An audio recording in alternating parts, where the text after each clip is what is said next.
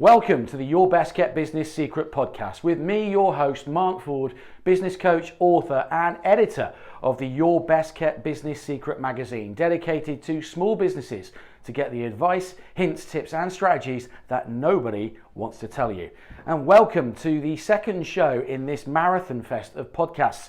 We're doing 30 podcasts in 30 days to help small business owners like you get back into business. And as we record this, non-essential shops are due to reopen on the 15th of June. So the best of luck as you have all been given the green light, and hopefully this episode is going to help you as that day looms. Today we talk about that thing that every single business owner has in common, the old grey matter. So here's an interview with Kerry Hearsey talking about you, the brilliant people with amazing minds, and how you can approach the relaunch aspect of your business coming out of lockdown. There are some massive knowledge bombs in this podcast, so grab yourself a drink and take 20 minutes to listen on how you can start getting in the right mindset for getting out of business lockdown.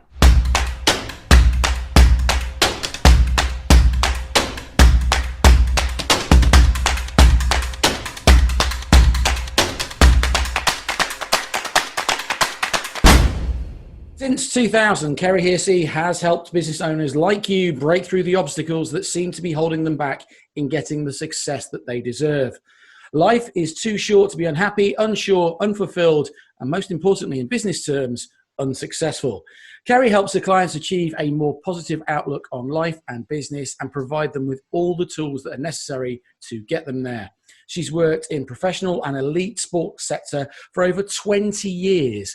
And genuine understanding of what it takes to be successful in life and performance, having worked with incredible partnerships and proven medal winners both in the UK and internationally. Not only that, but she has a personal history of high profile and successful sporting accolades, which have really developed core skills and attributes transferable to successful business practice and in helping support an individual through change. In other words, not only can she talk the talk, but she can walk the walk. Now, I'm going to slightly embarrass you here because I didn't even realize half of this stuff. I've got to be honest. So you are one of Leicester's hidden gems that doesn't blow her own trumpet hardly enough.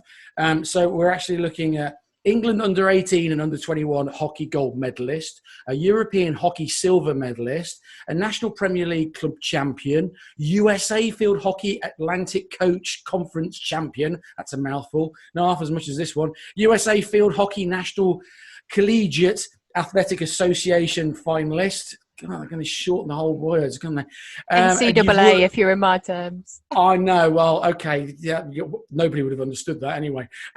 You've worked with British Swimming, the Dame Kelly Holmes Trust, Loughborough University, English Badminton, Netball and Volleyball team, as well as the International Olympic Committee. And here she is, ready to talk to you lot about some of the things as a small business owner you need to start sorting in your head to get back in the business. Ladies and gentlemen, please welcome Kerry Hearsey. Hello. Hello, thank you very much. That sounded wonderful. I was like, who are you talking about? They sound pretty good. To be fair, mate, you wrote most of it, so that's fine, isn't it? There we go. How are you? All right? Weird, though. I'm good, thank you. It always sounds weird when someone reads it back to you, though, right? I know, yeah, it does. I know. We sit there sort of like building ourselves up and using ridiculous words in on occasion on websites to make ourselves sound so much better. Kerry, thank you so much for joining me. Like I said, probably one of Leicester's little hidden gems because you don't go around blowing your own trumpet or anything like that. But I know the skills and the ideas and the thoughts that you bring. So thank you very much for spending the time on a bank holiday Monday to come and talk to all these business owners as well. Look, this whole, let's talk about you first. This whole thing about lockdown and stuff like that. How have you been coping with it? How are you getting on? Do you know what? I've actually just taken the time out the extra bit of time to just seek where the opportunities are or to seek something that's a bit different. I think just through my own coaching practice or through my own experience, it would be easy having gone through difficult times in the past to kind of retreat.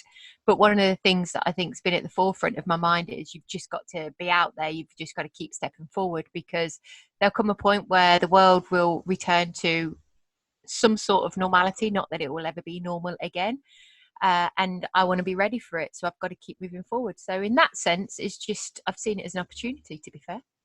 Cool. And have you topped up your tan? Because there is there is a direct correlation by the fact that there are no cars on the road, and look at the glorious weather we're having. That's all I'm saying. It's beautiful, isn't it? We're very lucky, and we wouldn't be English if we weren't talking about the weather. So, tick Absolutely. the box. I know. I'm still getting over it from the sunburn from last weekend, but that's fine. Okay, so I'm going to ask you some questions, and there's some questions here that hopefully are going to help small business owners sort of like through the current times. And if people request more questions to be asked, please do so, because we can have Kerry on again. That is no problem at all. I've got 30 days to fill. So, I'll fill it with anything. It's fine. Right. So number one, sorry, that made it sound so bad. You know what I meant, right? It really did, but I'm going with you, Mark. Yeah, you know what I meant, right? Okay.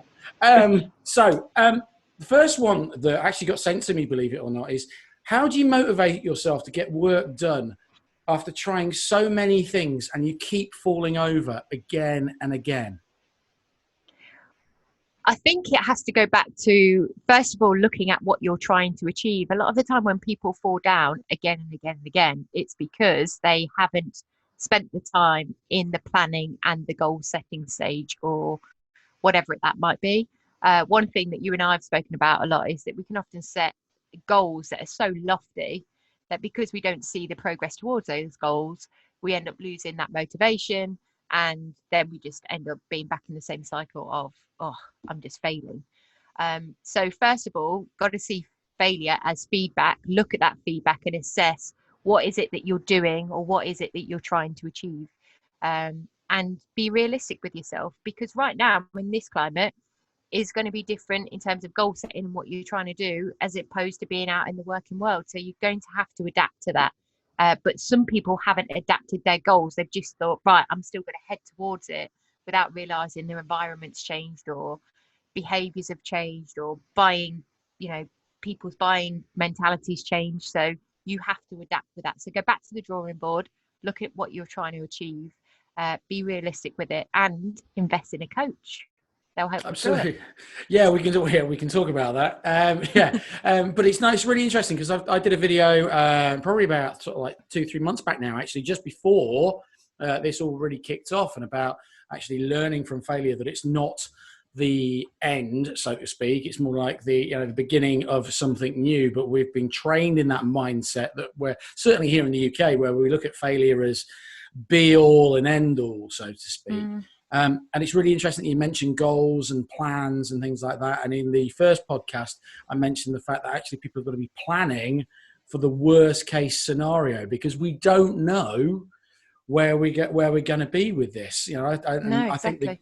I think the government's help has been brilliant, but I just think it's partly just kicking the can down the road a little bit further. So for some people, they can probably survive the next couple of months, but if they're assuming that things are going to go back to normal, they're going to be drastically sort of like misplaced in their trust, really, aren't they? And I get that. I think there's some element of denial from a lot of people. It's one thing that I've kind of experienced with a lot of clients through this time, is like there's a denial piece that, oh, it's okay, we'll get out of this, and it will just be like everything has just stayed the same. And the longer that they stay with a head in the sand, is the longer that they're going to have a bigger shock, So at some point we have to face the realization that, okay, ask yourself the questions: what am I going to be doing to move my business forward, to move myself forward outside of these times? How am I going to have to be thinking different? Am I going to have to go and do a little bit of extra training? Or, your podcasts are fantastic. Just invest that time in your personal development to help you move through this phase. So yeah, first part is just being honest with yourself and saying, what help do you need? How can I change? How can I improve? Yeah, and I think it's really interesting, because actually I think both go hand in hand. Personal development and business development, they've got to go hand in hand, quite simply because if they don't, one of the simplest ways to have a better business is to have a better you, or have a better team, to be perfectly honest. So if there's something you're unsure about, go and take that time to go and train, go and look it up, and just put these plans and these goals in place. Absolutely spot on, mate. Love that. Well, what's that statistic you always use around CPD? That's right. 80% of business owners get to a certain level and stop because they're qualified. So it's like myself, and it's like you. You know, I've got an MBA, and there are an awful lot of people in my field that would have got to MBA and have stopped. They haven't continued reading. They've got a certificate, and they say that's the be all and end all. But actually, I personally invest, you know, countless hours every single week listening to podcasts, reading books, researching, just getting stuck in. You know, and I think that's one of the elements that I think I've taken away from successful business owners. So the ones that were successful, still currently are, I guess, are going to continue to be successful because they're always going to be bettering themselves. Would you agree? Yeah, totally. I think you've got to be look at, you've mentioned I work with athletes. Look at athletes. Athletes can have a skill set. David Beckham was never happy with his final piece of, you know, just being able to take the free kick and hit it in the goal. He still went out there for hours and hours and hours and hours to develop his skill, look at his setup, everything. So even when you consider something to be perfect, nothing is ever perfect. There's always an element that you can improve on. There is no such thing as perfect. It's all under construction. Number two, if for a moment, I think this is quite a biggie actually, if for a moment you start to feel overwhelmed by the complexities of this new business life that we're all going into, how do you simplify to get where you want to be? How do you deal with it? How do you deal with the overwhelm of what's about to hit you or is hitting you right now? Well, I think you've hit on a major piece there, because I think if you haven't, you know, as a leader or even someone in business, if you haven't really paid attention or much attention to mental health or the mental health aspects or the emotions of the people that you're working with before, you're definitely going to have to now, because anxiety and overwhelm are on the increase. People are fearful about going back to this new world and what that's going to look like, and social distancing and a different way of work. So in terms of the overwhelm, I think it's really important that you take almost a step back to look at what it is that you are feeling overwhelmed by.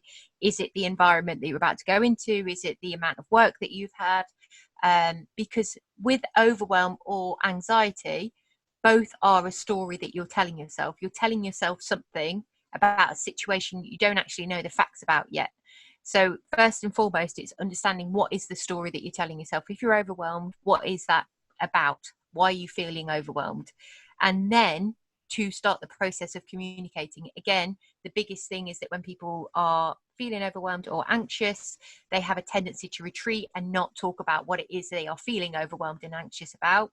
Again, denial, procrastination, whatever it is, bury your head in the sand, and it builds and it builds and it builds and it builds. So step back, understand what is the reason or the story you're telling yourself, and then communicate that.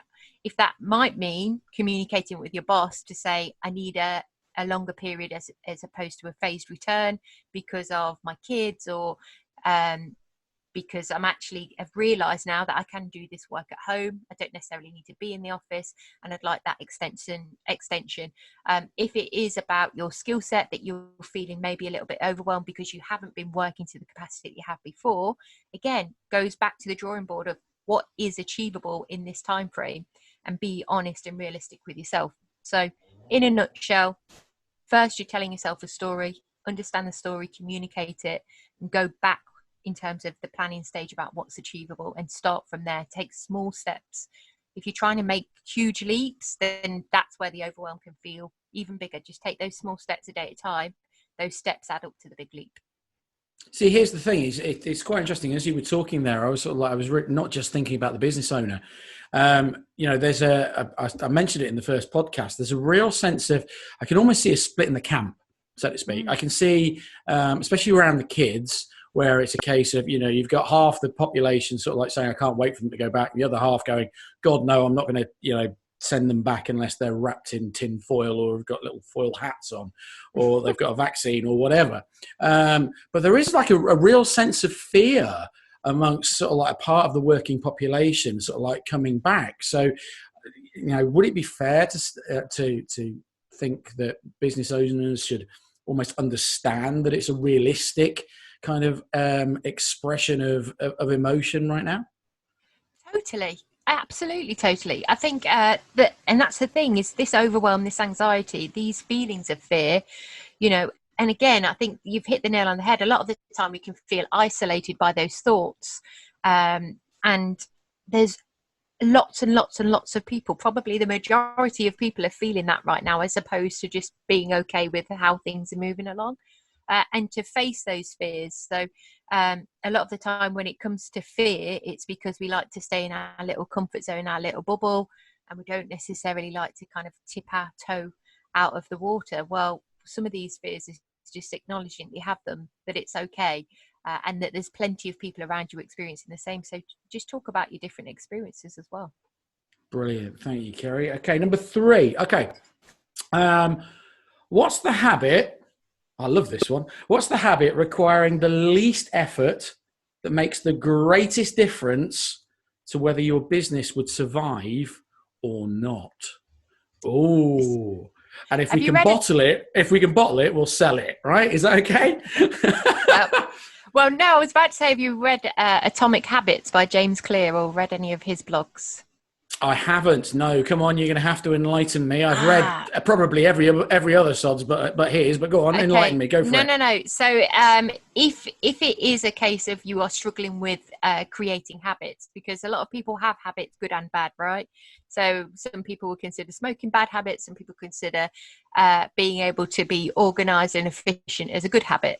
So he just talks about the way in which we build habits. And one of the things that always resonates with me is about the domino effect. So when it comes to habits, a lot of the time we are focusing on our huge long list of things that we need to do. And hence we then feel overwhelmed and anxious. And what he mentions is just start with one habit, but be consistent in the one habit. And then what happens is you have a domino effect. So all of the rest of those things that are on your list start to happen anyway as a consequence of you being consistent with the initial one. So it's almost like a domino effect. The next one start happening. So in terms of bang for your buck, is select the one thing that is going to make the biggest difference to your business. So let's say it's social media and it's about being consistent with posting every day. Okay, but you've got 10 other items on your agenda. Focus on social media and being consistent every day. And sure enough, when you're starting to build up the skills of consistency, then they will start to bleed into those other things on your list to be consistent, and it will have that domino effect. Cool. Yeah. And if people think they haven't got time for their own social media, look, I am telling you right now, even I have time. In fact, last week I actually posted all over Facebook just to prove that it can be done. I have already sorted out the next 50 days. 50 days, for crying out loud, 50 days of my social media. And then at the end of each week, I just spend another hour just replacing the 7 days that have gone with another 7 days. So I'm always 50 days ahead. So if you're thinking it's not possible, it is. And it's a habit.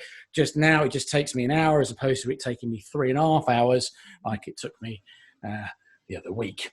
Do you tend to use a content management suite for that, Mark? Yes, I do, but I also make sure that it goes into my diary, because I've also become not a slave to the diary, but it's a case of if it's not in the diary, it tends not to get done and you get involved in other things. So by having like that little set time period where I know that if for any reason something's gone wrong, that I know that, you know, for 15 minutes, I've got to have done this and I've got to have put this out. So I'm almost going to get as good at that as I am doing these videos, I think, at some point. I don't know. I should be more proactive in those as well. Yes, thank you, mindset coach. Right, right. I've been told off live on the podcast. Right, that was a subtle telling off. Don't worry about that. Number 4. How do you minimize tension and frustration with others who are less organized than you are in the business world, or even in your own business? Now, it's interesting because it's almost like there's 2 levels here. And I know in the very first podcast, I talked about supply chains, and I talked about, you know, sort of like having other people that you rely upon, and maybe they're not as switched on as you are by even watching this. But then obviously you've got your employees who sort of like, you know, a little bit lackadaisical, thinking the world is sort of like, you know, is still the same when it's blatantly obviously not. So how do you sort of like minimize those tensions and those frustrations so that you don't run around pissing everybody off if their own priorities aren't the same as yours? Yeah. Oh God, I've been there in other areas of business myself. There's two things that kind of spring to mind. One is the way in which we communicate. So there's a theory called transactional and get my words out. Transactional analysis, which is basically where we take on the role of parent, adult, or child, and the way in which we communicate with each other is at one of those three levels. In order to be the most effective, we need to be communicating adult to adult. So if we are getting frustrated, a lot of the time we can be in parent mode, and it's almost as if that person is a child, and we're like beating down our thoughts, theories, philosophies on that person, like this should, and I'm saying it in inverted commas, this should be how you do it. But what we need to be able to do is ensure that we're always communicating at a level tone, adult to adult, because then we are being heard in the most effective manner. How we structure that conversation, how we frame the conversation as well is very important. So, for example, if I was going to disagree with somebody, a lot of the time people will say, no, I disagree with that. Well, that's like a red rag to a bull. So how we do it is we can, first of all, actually not say no. We can say, yeah, that's interesting. I can see your point. However, I've considered it to be this. And so based on that, giving you a reasoning, based on that, I'm going to disagree. So instantly, we've reframed the whole conversations when it comes to disagreement. We've been able to open their ears up because we said, yes, that's interesting. So it's almost like you're investing, you're connecting with someone. You've then given your reasoning. And then based on that, you've said, no, I disagree. So adult to adult's key. Framing your conversation is really key.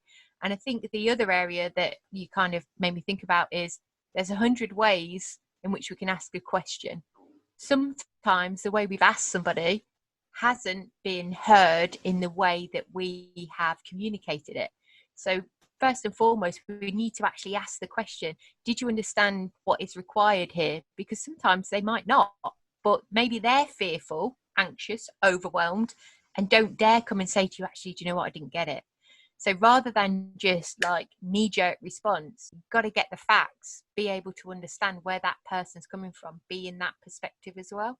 And worst case scenario, sunshine, and go outside and take 5 minutes and take a breather.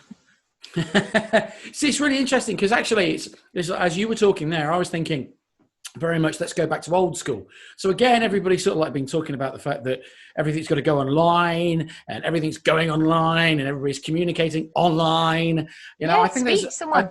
I was going to say, let's go back to sort of like the old-fashioned way where we all have these amazing little devices here called mobile phones. You know, pick the damn thing up and speak to people rather than just sending a message or sending an email. You know, that means that there's going to be less frustration because things can't be misconstrued, really. Well, exactly. We get so lost in emails, and it's so easy, isn't it, to sit behind and kind of rant via an email.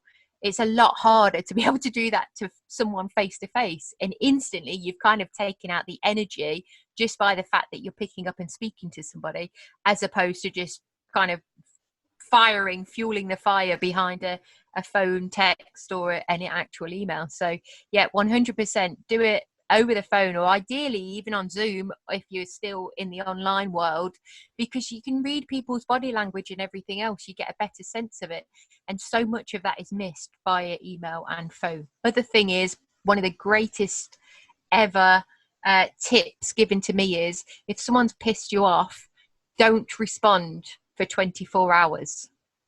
Because when we respond instantly, we will definitely say things or write things based on emotion as opposed to perspective and logic. So give 24 hours to just allow your emotions to settle, and then you can have a more logical, more kind of articulate way in which you communicate in the following day. I wish you could have said that to my ex-girlfriend, but that's a completely different program. Right, number 5, moving swiftly on before I get shot. Number 5, how do you stay motivated in business when you have never done something before and the results won't show up until down the road? Oh, you see, that excites me. This is perspectives, isn't it? So when I've Hmm. never done something before, that absolutely excites me. Find Definitely find out the thing that excites you about why you do want to do it. Think about or visualize the things that it is going to give you or the benefits it's going to give you, and keep that in mind. Whether that be things that are I'm a very visual learner, so I like things around my office that reminds me daily as to why I'm working towards those particular things, so that I can look at them and when things will go, when it's going gets tough, I can look at it and think, right, that's my reminder, that's why I'm doing it. But seek the small steps and see that there's progress in any given moment. So for example, if I use obviously sport fitness is an industry that I've worked in the past. So if people who are, for example, trying to lose weight, they were so focused on the scales, but actually there's lots of different things that they could look at as a term of progress. It might be their confidence has improved, their relationships have improved, take some measurements, their genes fit better. There's lots of different things. It's not just about the final outcome. So when you are working towards something you've never done, get excited by it, have the things around you that you can understand what the benefits of those are for the hard slog and those days when you're feeling demotivated. But always ensure that at the end of each week, reflect on the progress steps that you've taken, and celebrate those moments so that it can keep driving you forward. And it also sort of like falls into, I know you and I have spoken about them before, pain goals as well. Is Yeah. that, I use PAIN, pain, as opposed to SMART, because SMART goals were made by a couple of Americans back in the 1980s just to fill some space in a magazine. And they've just become tick box exercise effectively. But pain goals, pain stands for proactive, which means that you're always looking for opportunities. A stands for achievable. So if you're only earning £100 a week this week, and you say to me, in a week's time, you're going to earn £1,000, that's not achievable. You need to have a proper chat with yourself and get real. But I is inspirational. So what would life look like actually if this goal comes to pass? And at the moment, you could probably say if you make it to the end of the year and you're still in business and you're still rocking and rolling, do you know what? That's pretty damn inspirational right about now. And N is non-negotiable. What is life going to look like if you don't achieve this goal? Are people going to be knocking on the door? Are people going to be repossessing stuff? So we're looking at sort of like setting these things up, but are trying to stay motivated. And I found that there's always that extra motivation if there's pain involved in it, because otherwise it's not a proper motivation. So if nothing else right about now, I would say that actually staying in business, staying competitive and still being here in 12 months time is probably as big a motivation as anybody needs right now, I would suggest. Yeah, definitely. Yeah. And I think it links back to what you were saying right at the very start. When people are kind of feeling either overwhelmed or aren't feeling motivated, it's taking it back. It's going back to those goals and really looking, is it a pain goal? Is it something that is motivating and inspiring you? Because if it's not, then you are going to keep kind of going down the cycle where you're just not inspired to do anything. So yeah, definitely hit the nail on the head. Make it as much about the pain goal as anything. Brilliant. Thank you. And the last but not least, oh no, actually, there's a bonus one. This is what Great. happens when you ask people for questions. You only thought you're getting 6. See, there's another thing for business people. Always give extra value, right? So number 6 and number 7, they always give extra value, unsuspecting extra value as well. People will come back. So number 6, thoughts on getting unstuck. If you are stuck, how are you going to get unstuck? Ooh, big one. Again, asking yourself the question, what ultimately when we're in a stuck position is because it is actually holding us there for a reason. So maybe it is about comfort. Maybe it is because we're feeling fearful. So it's easier to stay where we are. So we have to be honest with ourselves. What is being stuck serving us? What's the positivity of being stuck? Because there is a positive thing about it, although we don't see that necessarily because we never ask ourselves the question. There'll be a positive reason that we are keeping ourselves stuck. And I use those terms very strongly. We are keeping ourselves stuck. It's an ultimate choice as to whether you are staying where you're at or you're moving forward. So likewise, if you're choosing to stay stuck, you can have a choice, and you do have a choice where you can take actions to move yourself out of that moment. So it could be that we're so kind of overwhelmed with this feeling of, I don't know how to move forward, I don't know what to do, I don't know where to even begin, then it just feels like a huge, massive job to do. But it just starts with a single step. So start with action. So a lot of the time when people are stuck is because they're not taking action. So what actions can you take to get yourself out of where you are and towards where you want to be? And again, I know I've said it before and I'm not harping on or selling myself or even you, but that's where a coach comes in, you know, is that sometimes we do need to kind of work with somebody else to help drill that down, to help look at those action steps to be able to move out of it. Top job. Okay, here we are. I promise this is the last one, right? I promise this is the last one. If you could offer only one piece of advice about starting fresh, because let's face it, every single business, whether it's on the 1st of June, whether it's on the 10th of June, the 20th of June, 1st of July, whatever, they have an opportunity to open their doors like the very first day that they ever open their doors to the general public. If you could offer only one piece of advice about starting that fresh, what would it be? Take action and stay in your lane. What Ooh. I mean by that is, what I think is also about to happen is that when we go back to the working world, we are going to be really aware of a competitive nature, as in, oh my gosh, they're doing so much better than me, and so forget that, stay in your lane, but just take action consistently, take action, but stay focused on your lane. Cool. And a little aside there, actually, for people who are worried about the competition, it's number one, don't be. All right. I'm going to finish almost this interview off with a story, and Kerry can comment if she wants. But from my days back of running a large driving school, we always were aware of a driving instructor called Bill. All right. Bill always used to sit in the corner on test centre day. And Bill, when all the pupils went out on driving test, Bill would sit there and you just have a conversation with Bill and you go, how are you, Bill? And Bill would go, oh, fantastic. Thanks very much. Cheers. Really rushed off my feet. I can't get anybody into locked up. Don't know why he's Northern, but he is. But he's, I can't get anybody in until October. Fantastic. Really? That's fantastic, Bill. How much are you charging at the moment? Oh, I'm charging top dollar. I'm charging £30 an hour. Thanks very much. Cheers.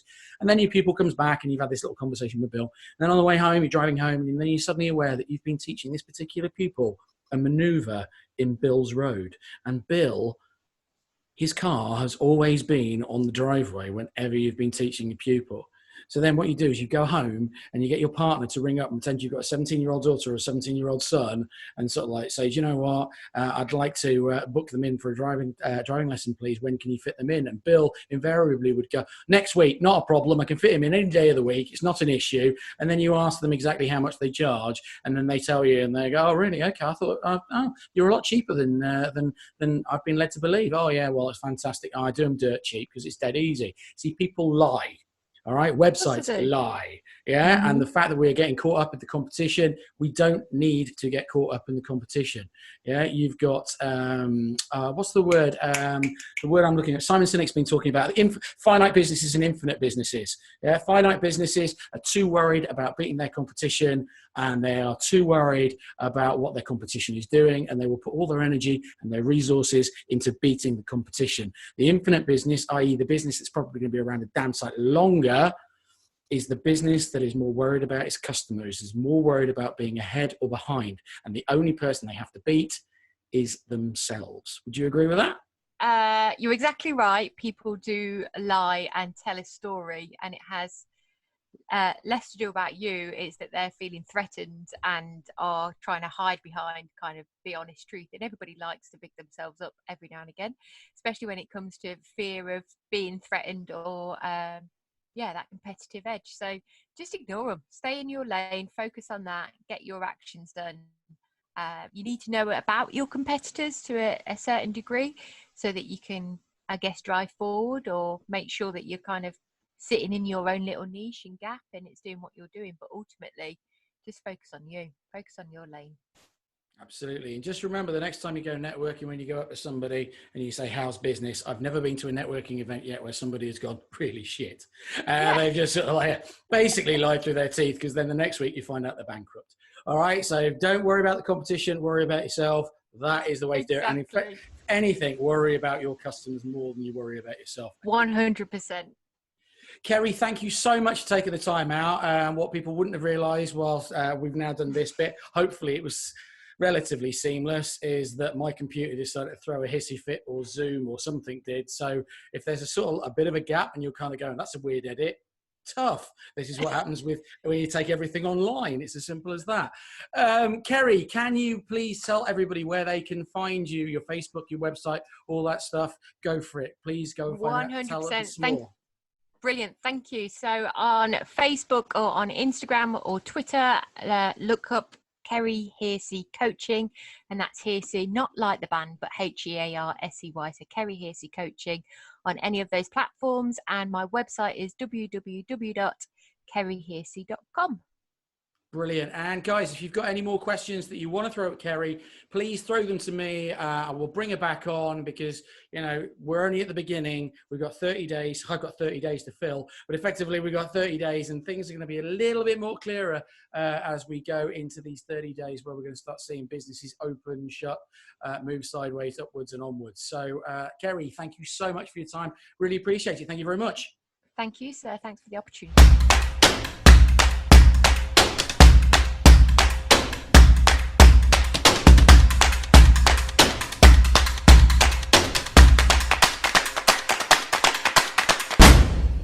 Massive thanks to Kerry for that interview, and let's be fair, as we go into the big unknown world of post-pandemic, our best and quickest asset as a small business is going to be our mind, and using it properly will make a massive difference as to how successful we will be on the other side.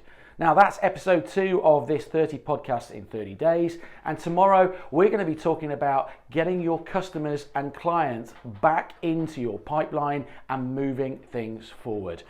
I am Marc Ford, the original best kept business secret, helping you get the business that your hard work deserves. And I will see you on the other side.